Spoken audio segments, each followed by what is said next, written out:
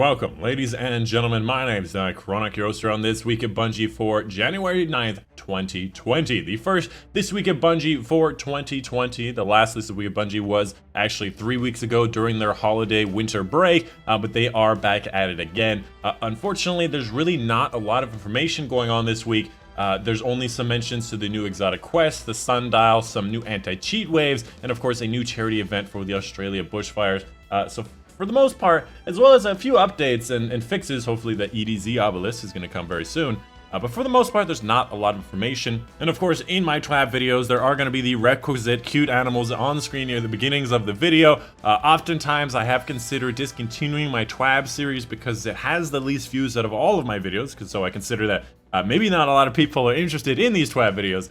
But then I think to myself, if I get to look up cute and fluffy animals, it's probably going to be worth it. So hopefully you guys do enjoy it. Without further ado, let's go ahead and get started with the very first section, which talks about the new exotic sidearm, the Devil's Ruin, which is a sidearm plus a freaking laser in one weapon. It's a lot of fun, has some pretty impressive amounts of damage done, and I highly recommend you go get it because it's an extremely easy quest to do.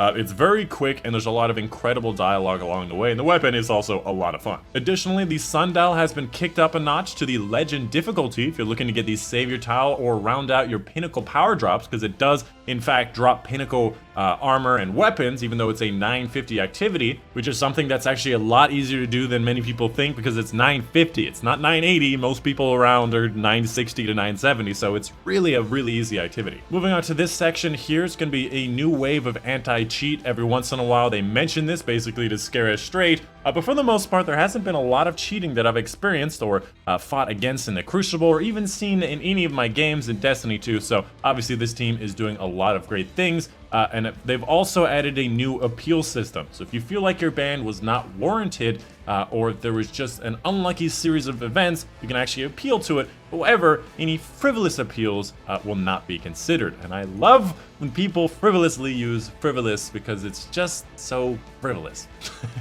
It's fun to say, man. Next up for the third and final section before the updates is going to be a section on the Australia bushfires. If you haven't seen it already in the past few weeks, there has been a bushfire going through Australia impacting homes and a lot of wildlife, and Bungie Charity wants to help support that. And to do that, they're going to be selling and developing a new limited edition t-shirt for this fundraising campaign that will support organizations like WIRES as well as the NSW Rural Fire Service. Now, they don't actually have the t-shirt design finished yet, so they cannot show us the picture, but they will be able to show it to us on the next TWAB. And this particular fundraising event goes from January 16th to February 18th. And if you do end up buying one of those shirts, you also get an in-game item, this exclusive emblem, which is called Starlight, Star Bright. And again, that is exclusive to this particular fundraising event. And then finally, obviously, we move on to the section of Dr. Bungie, headed by the blue section at the top, talking about the known updates, hotfixes, and stuff coming up in Destiny 2. First and foremost, Titans have actually had it a little bit difficult this week because they disabled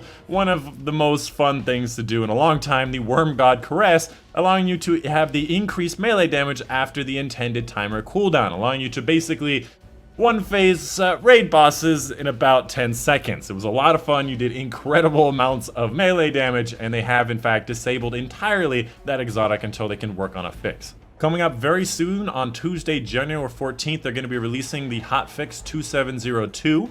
This particular hotfix will only be going for 30 minutes from 8:30 to 9 a.m. Pacific Standard Time.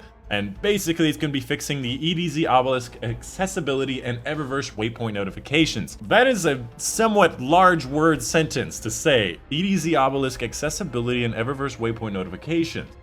It feels so nice to say it in one go. On top of that, they're also tracking some known issues. First off, the Leviathan's Breath exotic bow cannot be acquired due to an issue with the arms dealer strike where it can only be obtained in Season 8. Personally, I got my first Leviathan's Breath in Season 9, so this did not apply to me, so perhaps it's just a subset of players. Next up, the Tower Obelisk can sometimes not be accessed. To mitigate this issue, just go to orbit and come back down. I have experienced this, and this does work. And lastly, the Giddy Lasso staff emote keeps loading an emote collection and can't be unequipped if slotted. And the very last thing they want to mention here before the movies of the week in the last section of the TWAB is that the Dawning event is coming to a close. In 5 days, on Tuesday, January 14th, it will be the end of the Dawning event. So it's the last opportunity to get the exotic Sparrow for the event, get any cold fronts or avalanches, both weapons that I do not care about at all because they both kind of suck. And of course, the most important part in my opinion, obviously, are going to be the cookies, getting all those extra rewards, enhancement cores, and obviously the double experience. If you have not abused double experience from Eva Levante by delivering cookies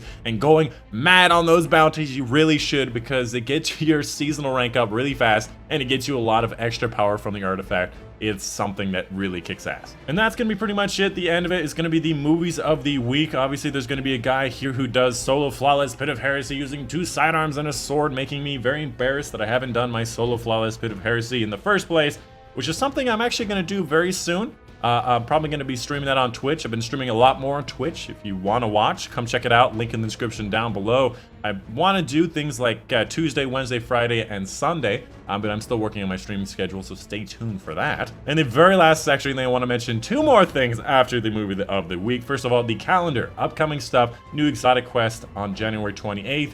The Imperium Foundation, which is open to all Destiny 2 players, which I assume is an elevation of the storyline, and a new Sundial, Crimson Days.